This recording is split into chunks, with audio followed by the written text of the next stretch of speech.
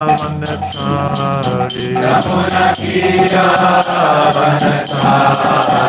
Jaya Radha Madhava Jaya Radha Madhava Devaya Om Namo Bhagavate Vasudevaya Sudevaya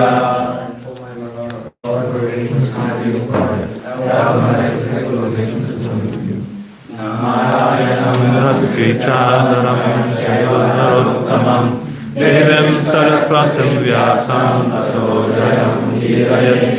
Before reciting the Srimad Bhagavatam, which is a very meaningful congress, one should offer respectful obeisances to the personality of God and Narayan, until last time we speak the supreme being, until Saraswati, the art of learning, and until Shiva Vasudev, the author. Nastavareshu Bhadreshu Nityam Bhagavata Sevaya Bhagavati Uttama Shloke Bhakti Bhagavati Naishtaki rendering services to pure devotees, inauspicious and almost completely destroyed, and loving service and glorious together whose praise we chanted in a song, established as a hero of the fact. Om Jnana-timirandasya Jnana-shalakaya Chakshurum-militam Yena Tasmai Shri-Gurave Namaha. I was born in the depths of ignorance, and fears the master of the force light of knowledge.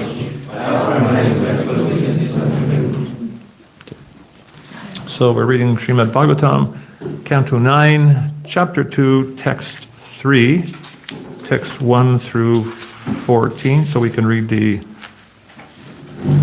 just the translations first. I'll read the first one, and we can take turns. Shukadeva Goswami said, thereafter, when his son Sajumna had thus gone to the forest to accept the order of Vanapras, Vaivasvata Manu, Shraddhadev, being desirous of getting more sons, performed severe austerities on the bank of the Jamuna for 100 years.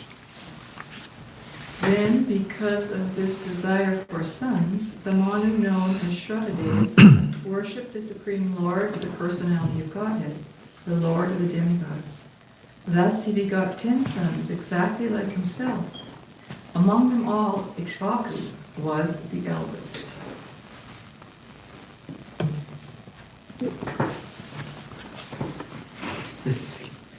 Among these sons, Prashadra, following the order of his spiritual master, was engaged as a protector of cows. He would stand all night with the sword to give the cows protection. Once at night, while it was raining, a tiger entered the land of the cowshed. Upon seeing the tiger, all the cows who were lying down got up in fear and scattered here and there on the land.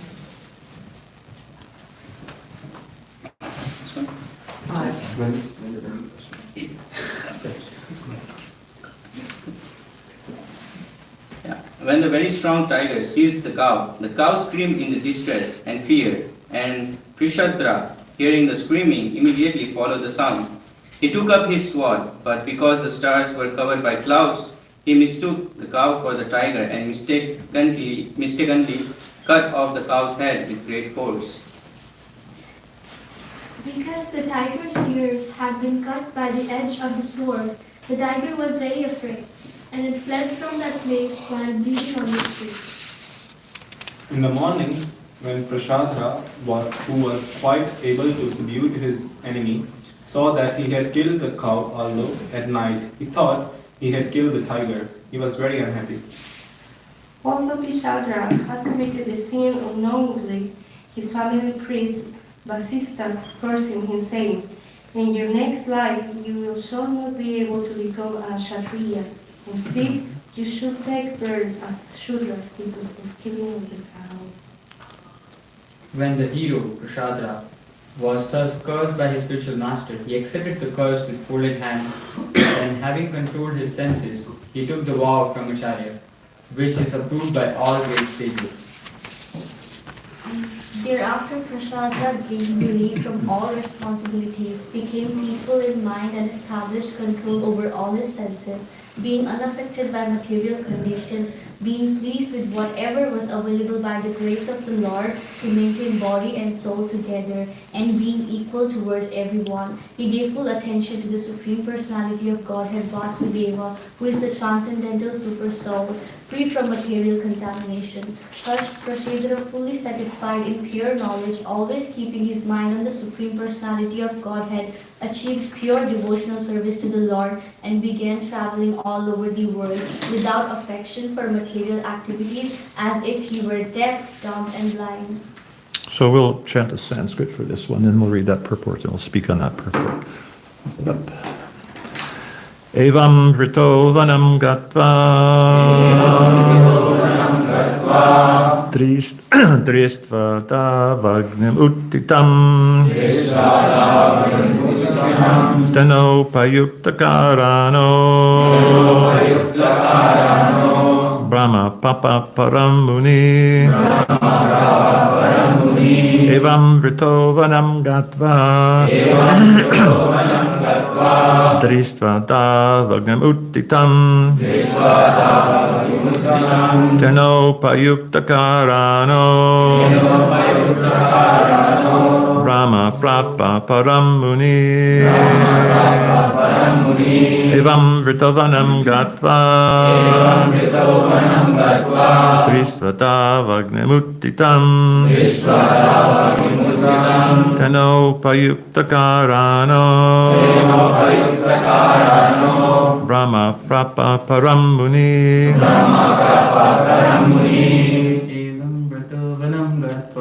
Evam rato vanam gatva Trisvadavagnemuttitam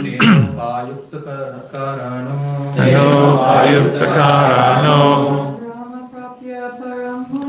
Brahma prapa paramuni Evam rito vanam gatva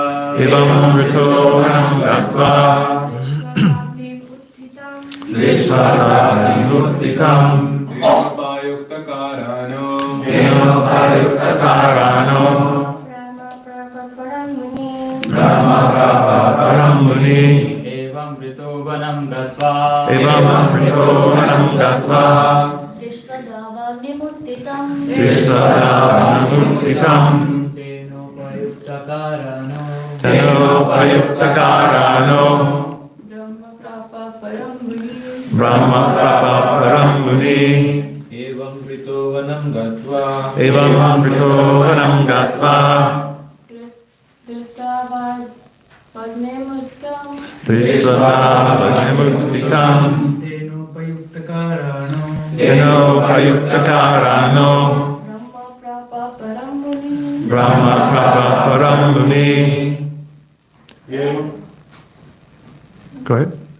Evam rito vanam gatva Drisvadavagnemuttitam Teno payuktakarano Brahma prapa paramuni Evam vrita being situated in such an order of life Vanam to the forest Gatva after going Dristva when he saw Dava Agnim a forest fire Uttitam existing there Tena by that fire Upayuktakarana engaging all the senses of the body by burning Brahma transcendence Prabhu he achieved Param the ultimate goal Muni as a great saintly person. So let's read the translation together. With this attitude, Prabhu became a great saint. And when he entered the forest and saw a blazing forest fire, he took this opportunity to burn his body in the fire. Thus he achieved a transcendental spiritual world. Srila Prabhupada's purport.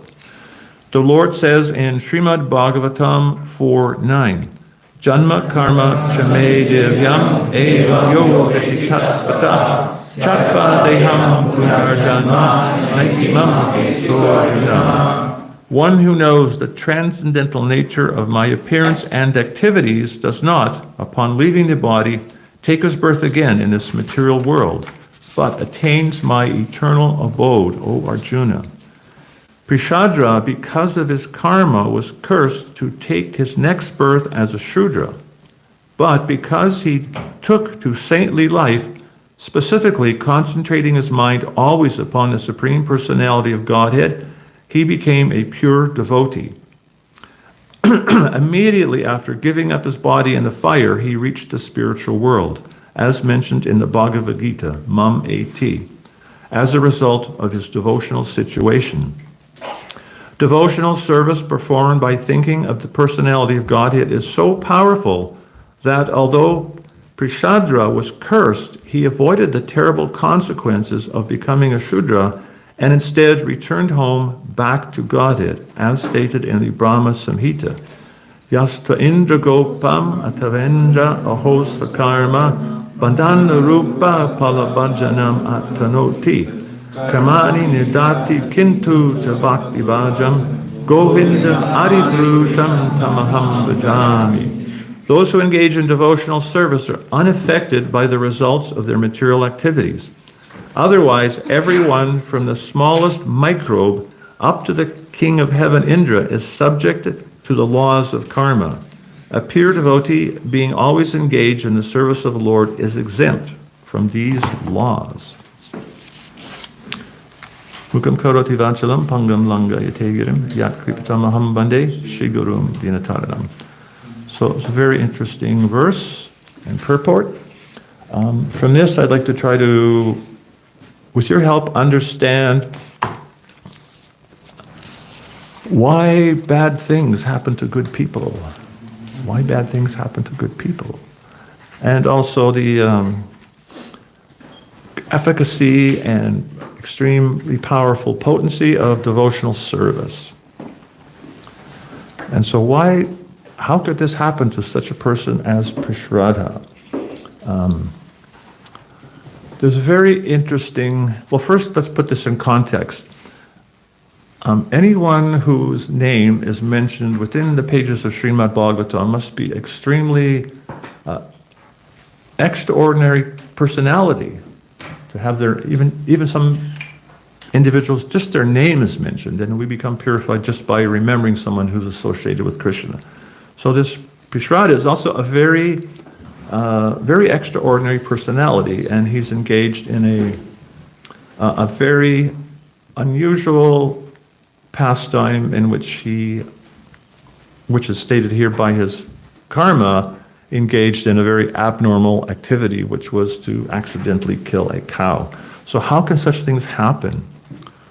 And in the Brihad Bhagavatamrita, there's a very interesting discussion between Gopakumara. He's just about to enter into Vaikuntha, and he's approached by residents of Vaikuntha who come down and are talking with him, and they're explaining to him the power and the glory of the holy name of the Lord, and how Harinam Sankirtan is the most powerful process for purification. It's the ultimate goal of life, and they explain it in the most amazing way. And they explain something very interesting there about how sometimes great devotees of the Lord who are fully immersed in the holy name and have fully realized the holy name, that sometimes they actually have a fear of receiving praise or glorification for being very elevated devotees, for realizing this absolute nature and truth of the pure holy name of the Lord. So they have some fear of being recognized and honored. And the Vishnu Dutas, they said, because of this, sometimes these great devotees will exhibit some abnormal activities, such as Prishradha here, who killed a cow.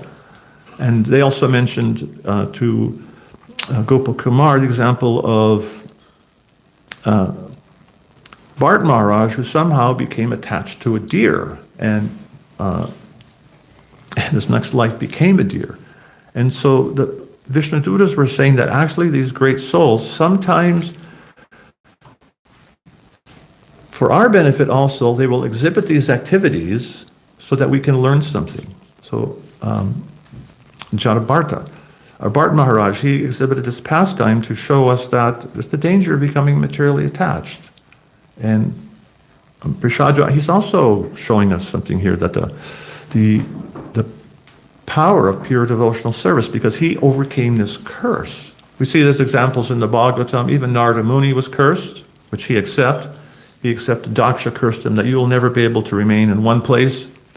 And Narada Muni accepted that as a benediction, because that's all he likes to do, is travel to different places and glorify the Supreme Lord. Parikshit Maharaj, he was cursed, and he accepted that with folded hands. He could have counter-cursed, he didn't. He accepted it, and because of that, we have Srimad Bhagavatam. Chitraketu Maharaj, also very elevated spiritual personality. He was cursed by Parvati to take birth as this a demon for Krasura. He accepted that with folded hands. And also from that pastime, you see the power of devotional service and accepting whatever comes your way with folded hands, and it has something to do with Krishna's ultimate plan. So this Vishradra, not an ordinary person, and there's something for us to learn here. So here we see how devotional service is very powerful. So it's described that Vishradra, somehow because of his karma, this happened. And yet, the situation completely turned in his favor because he went back to Godhead. So it's interesting in Bhagavad Gita, Krishna says, Yesham tvanta gatam papam jananam punya karmanam te dvandva mohanir mukta bhajante mam vridavrata. That persons who acted piously in this life and previous life, whose sinful actions are completely eradicated, they can come to Krishna. They can engage in pure devotional service. So that's a very high standard that Krishna's saying there. You have to be completely free. Isham Tvanta Katam Papam, completely free. So that seems to set a very high bar. But at the same time, in the end of Bhagavad Gita, Krishna says, Sarva Dharman Paritaja Mam Ekam Saranam Vraja Aham Tvam Sarva Papevyo Mokshayashyami Ma Suja. Krishna says, just surrender unto me and I will protect you from all sinful reactions. Krishna says, do not fear. Do not fear. So there's seemingly a little contradiction there. Krishna's one place saying you must be completely free. And in end of the Bhagavad Gita, it says, do not fear, I will protect you from all reactions. So here we see, because Prishadra, he surrendered to Krishna, he accepted that curse and engaged himself completely in absorbing himself in the Lord, the curse did not take effect. It did not actually affect him. So that is the glory and the power of devotional service, that even you may have so much bad karma, by engaging in devotional service, that becomes minimized and eradicated. And it's very interesting, you're chanting every morning, Nasta Preshu, Abhadreshu, Nityam Bhagavata Sevaya, Bhagavati Uttama Shloki, Bhaktir Bhavati Naistaki. How by rendering service to the pure devotee and regularly hearing the Srimad Bhagavatam, everything inauspicious, it says, Nasta Prayeshu, is practically destroyed to nil. Practically. And there's a very interesting class Srila Prabhupada gave, and he was describing that verse, and he said this Nasta Prayeshu means, he said 75%. He said when you come to the point of where you're 75% free from the reactions to sinful activities, he said then your devotional service is fixed. It will be steady. So that's what that Nasta Prayeshu means. 75% fixed. And then you can, at that point, you can make steady advancement. So again, why do bad things happen to good people? Especially we have the example of the Pandavas. I mean, what are the bad things that happened to them? They became fatherless. Dhritarashtra and his sons made so many devious plans to kill him. Bhima was given a poison cake with a deadly poison, and somehow, by providence, he ate that cake because he likes to eat. He probably ate the whole cake. And he was thrown into a river, and it's interesting, it was described there was some types of serpents or snakes in the water that just started biting him, and somehow the venom of the poison counteracted the other poison. And it was interesting, I met this man once who said he had some kind of a swelling on his hand for many, many years, this bump on his wrist that the doctors couldn't figure out what it was. And one day he got stung by a wasp on that very lump on his hand, and it disappeared. It went away right away. So same thing with Bhima. Somehow that poison counteracted the poison, and he was saved. So not only was he poisoned, Duryodhana arranged a nice accommodation for them, a very nice palatial building, which was is described as the house of lac. So lac is something which is extremely flammable, and it would just go up in flames in a second if it was ignited. So by the evil-minded Dhritarashtra, he planned this. They were in that home, the Pandavas, and it was set on fire. But fortunately, they were given a clue that they should have this way to escape. They were deprived of their kingdom by the gambling match, and so many things happened. So why did these things happen? Why did these things happen? And there's another very nice example. I think you mentioned yesterday about Sanatana Goswami, how he was traveling in the forest on the way to Jagannath Puri, and he got this terrible oozing, Prabhupada described it as a wet itch. And he wanted to commit suicide, but Lord Chaitanya, as Uttama said, he said, no, I have plans for you. You can't, it's not your body. And he embraced Sanatana Goswami, and he was cured. And in the purports to that pastime, Srila Prabhupada, he described how Lord Chaitanya was like an artist. And he said, just as artists are very expert at mixing colors, and they combine different colors to make a very beautiful picture. And he said in the same way, Krishna and Lord Chaitanya, they arrange pastimes for their different devotees and seemingly put them into even very adverse, difficult circumstances to bring out and exemplify and bring to the focus their exalted devotional qualities. So the pastimes are actually to help us see what are these exalted Vaishnava qualities and how these great Vaishnavas exhibit them. It's a very powerful learning experience for us. So here, Prishadra, by the hand of destiny, and I think I mentioned the other day how Srila Prabhupada had said that destiny and providence, that one cannot understand it by reason and logic, but we have to understand that destiny or providence, it's actually, as the definition from the dictionary describes, it's the foresightful care of a supreme God or deity. So foresightful care, it doesn't seem like foresightful care that you're looking after cows and somehow it's cloudy and by accident you kill the sacred cow. It seems like such a tragedy. But for Prishadra, it became a catalyst for him to completely absorb himself in the service of the Lord. Completely became so absorbed. And so absorbed that the effect of that curse did not take place.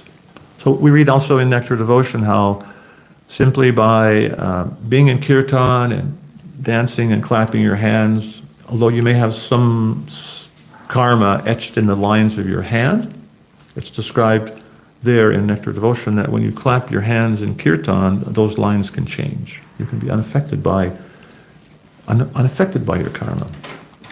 So somehow we're unaffected, but there's some residual karma there. Prabhupada gave a nice example once that when you engage in devotional service, you're freed from the wheel of karma.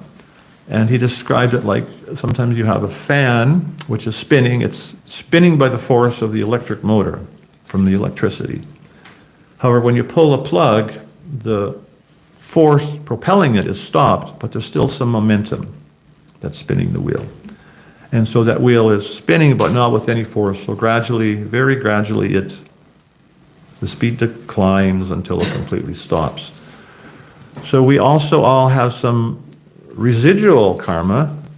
And again, Krishna, he's arranging situations for us to become free from that karma. And all those experiences are opportunities for us to become more fixed in devotional service, to practice the teachings we have learned. And that's a very important thing to understand, that we are going to reap the results of that previous karma, but it's going to happen in a way that we can benefit. We have a very nice god sister at Saranagati, and she was describing to us once, she went to Mayapur on Prikrama, and she was in this women's party, and it was divided into different groups. And she was telling us that so she was going around to the different places of pilgrimage, and she said she was praying at all the holy places, please help me become humble and tolerant, more tolerant and achieve, devoid of all sense of false prestige, ready to offer all respect to others. So she said that was her intent in prayer at all the holy places. And she said right after that, a new individual, another lady, came into the party, and our god sister said that this person was the most annoying individual she had ever met in her life, who was just the kind of person who would just get under your skin and just like agitate your mind. And she said she started praying to Krishna, why is this happening to me? I've come here, I'm praying to become advanced and tolerant, and then this happens, why? And she said it just hit her like a thunderbolt that I was praying for this. She said, I was praying for this.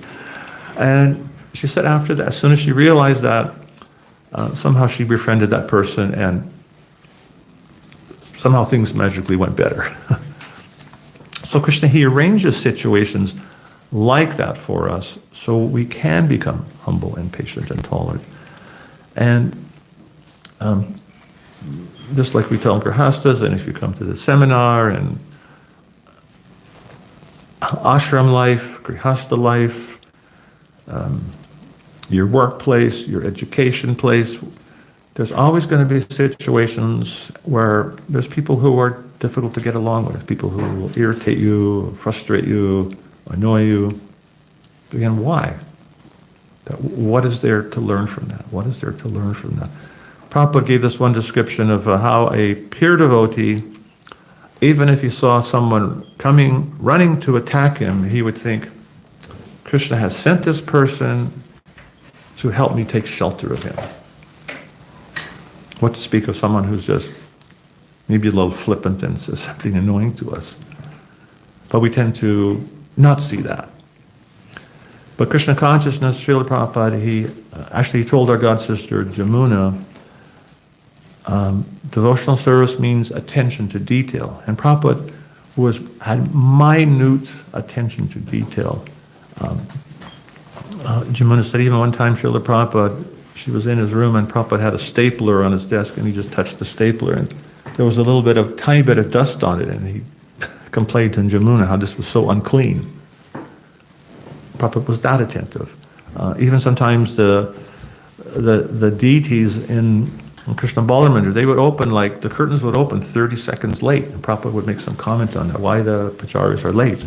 He was so attentive to those kind of details. So those kind of details we have to be attentive to, and we learn that by devotional service, cleanliness, punctuality, and we also have to learn that attentiveness in detail to Vaishnava etiquette. And Vaishnava etiquette doesn't just mean, it does mean understanding what the standards are for Vaishnava etiquette, how to treat others respectfully and kindly, but it also means learning to practice that in all circumstances, to apply that knowledge of what Vaishnava etiquette is, what Vaishnava behavior is, in situations that can be more hard to apply that knowledge. And that is more hard to apply in situations where we become familiar. It's very easy to become familiar with people you associate with a lot. And in that situation, it's good to be familiar with everyone. You want to know them and become friends with them. So we want to be familiar in that way, but not familiar in that way that we become sometimes a little casual. And in that state of being casual, sometimes we can get a little triggered in situations and behave in ways which are maybe not so Vaishnava. So how not to become familiar?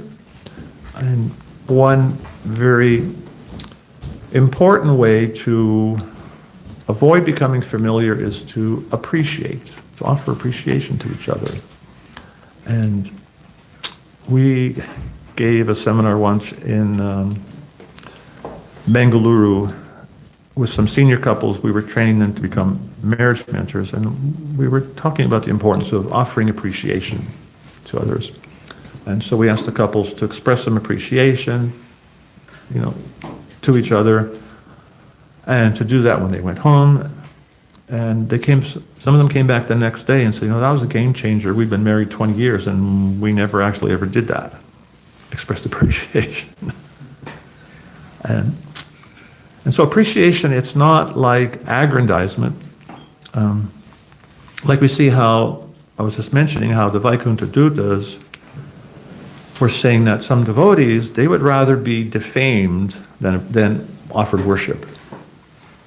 Because their egos might get inflated.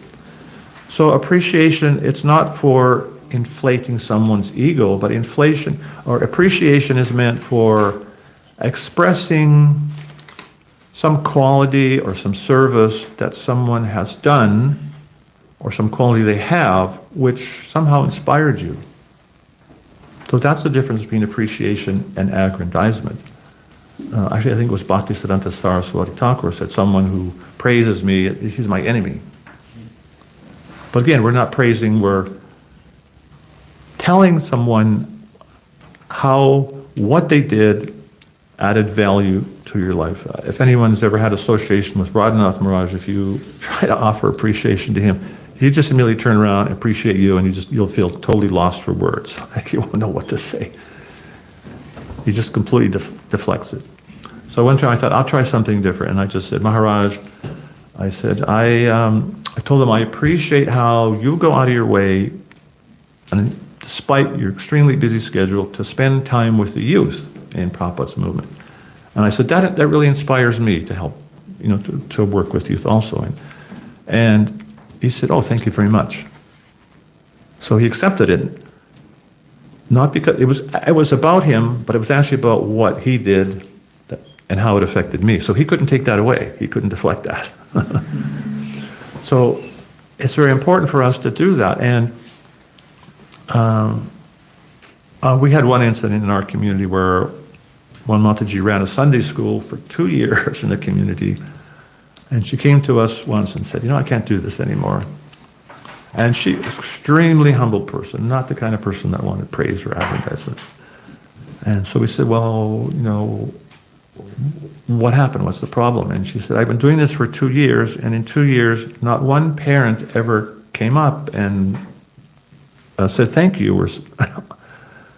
And so she said, well, maybe they don't actually like this. So failing to offer appreciation, it actually kind of disempowered her.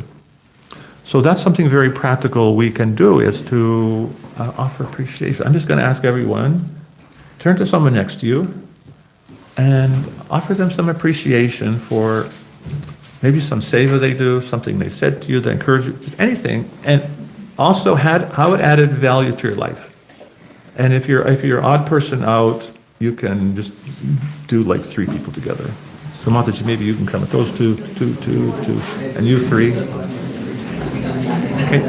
Can you use my phone?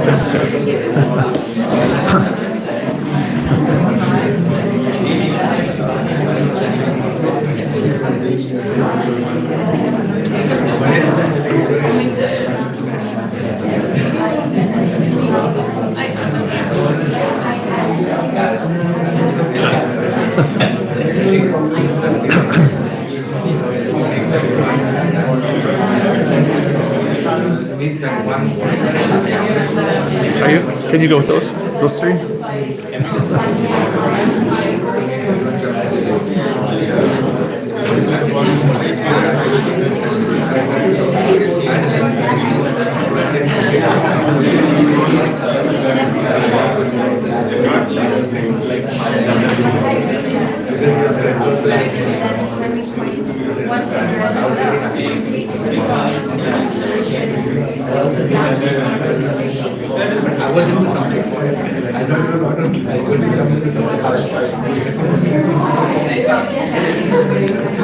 Did everyone get a chance to share with your partner?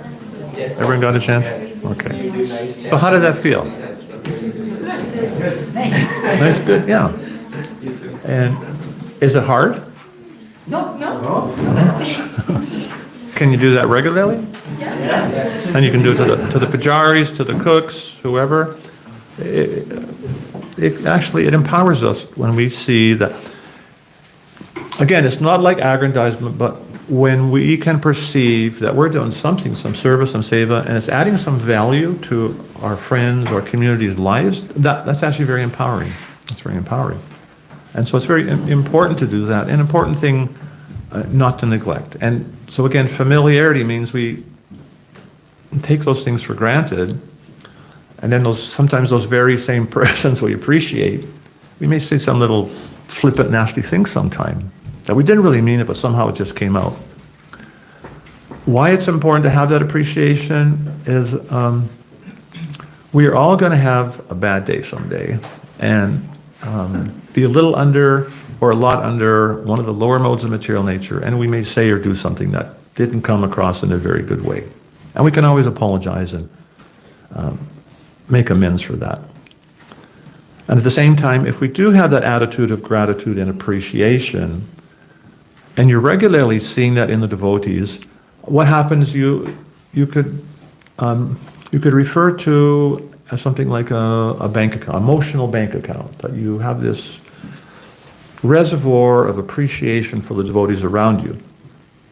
And it's like if you have a bank account with $100,000 in that account, and if you take out 100, the difference in the amount is barely noticeable. If you only had $500 in that bank account and you took out 100, it just went down 1/5.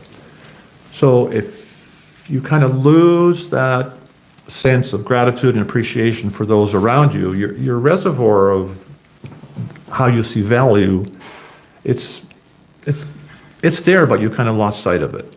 It might be kind of low. And therefore, if there is a negative interaction, someone accidentally does or says something not so nice, it hurts more because you've lost that reservoir of positivity. So very important to have that attitude of gratitude. That was one of Bhakti Tirtha's taglines. He had the attitude of gratitude. So it's important because we all have some residual karma that's working out, and part of Krishna's plan is our residual karma is going to work out, and it's going to cause us a little, very minor little pains, or sometimes bigger pains as we work that out. And our residual karma may cause a little bit of pain to those around us. But we can minimize that by, again, having this attitude of gratitude and appreciation.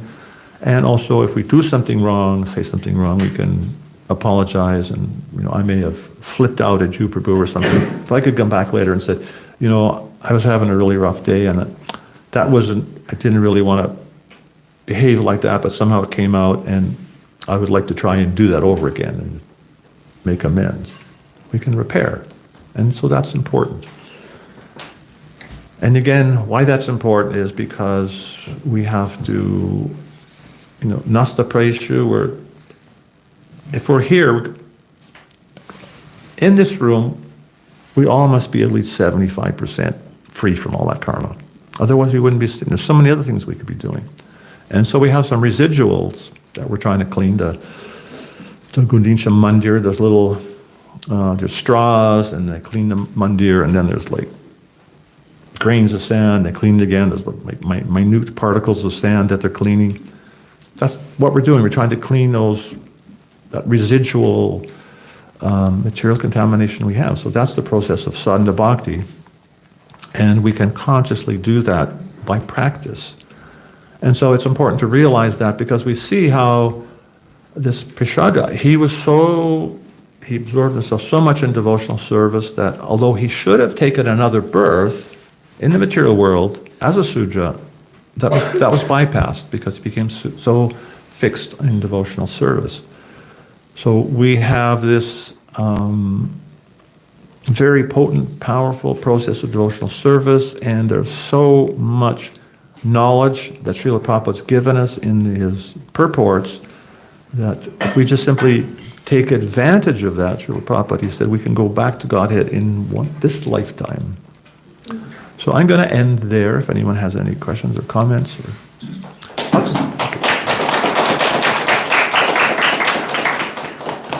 And if there's anyone who hasn't asked a question to either of us who would like to ask a question, we'll take you first. You did hand it back there.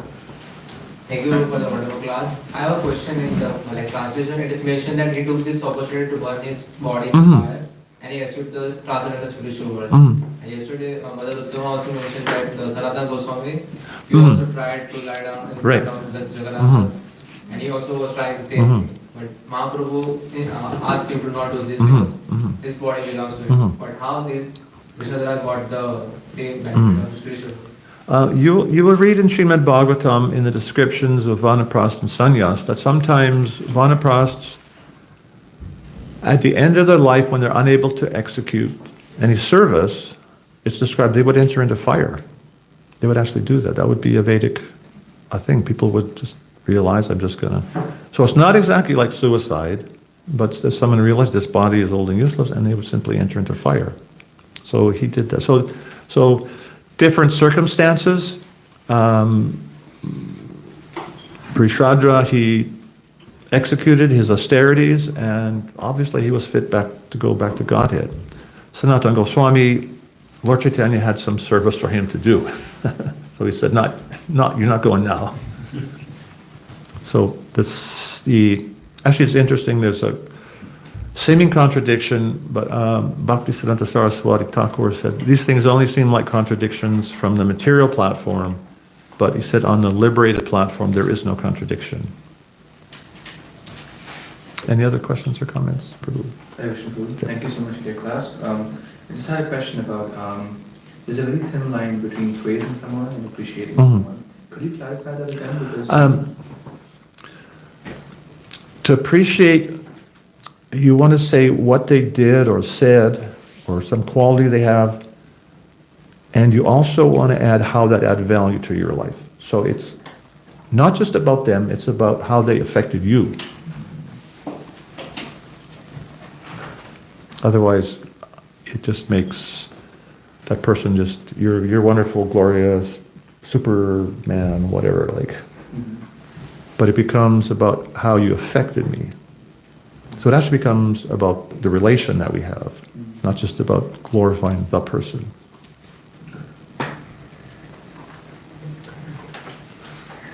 I appreciate Kamalakanta Prabhu because he is very creatively humorous.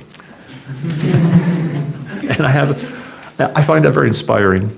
And whenever I think of him, in my mind I see this picture of him with a 6-foot-long Loki squash. I get stuck in my mind. I appreciate that. I was so creative. Playing it like a musical. Like a musical instrument, like a rock star.